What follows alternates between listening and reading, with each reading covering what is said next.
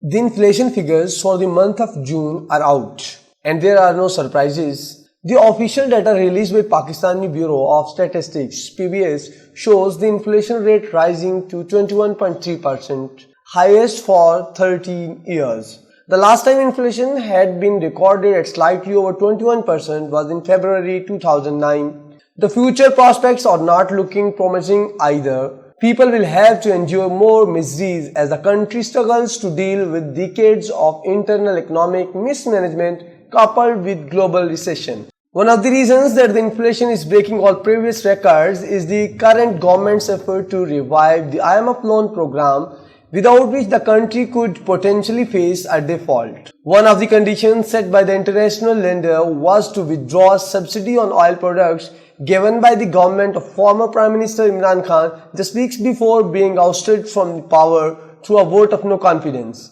And in just 33 days, the petrol price increased from Rs 149 to Rs 249 per litre. The latest hike included the imposition of the first installment of Rs 10 per litre levy the government has promised to collect on petroleum production. The finance bill okayed by the National Assembly last week approved petroleum levy of Rs 50 to be imposed gradually during the fiscal year 2020 and 23.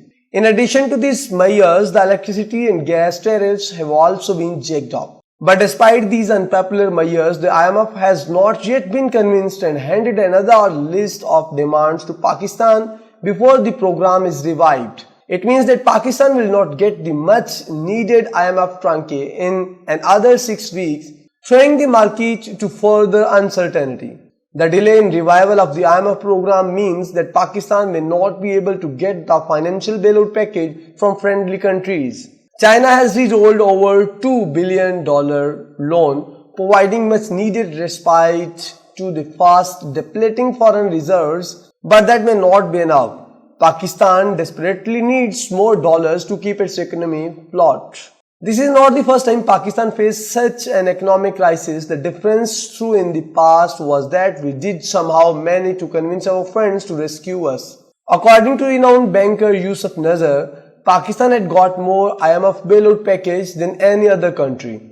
This indicates that our external sector has always been vulnerable since no government, civilian or military has ever tried to address the fundamental problems in our economy. The growth figures are often misleading. The economic survey of the last fiscal year shows Pakistan achieved 6% GDP growth despite all the challenges. There was growth in agriculture, services and large-scale manufacturing sectors. But despite those apparent positive indicators, Pakistan could not control the twin deficits related to budget and current account. The primary reason is that our growth, as has often been the case, is led by consumption and imports. Any growth not led by exports, investments and savings is bound to unravel. We have now come to a stage where our friends as well as international leaders are no more listening to our same old stories. They realize we just want to live on doleouts. The cycle of seeking financial bailout package is also shrinking. For example, earlier,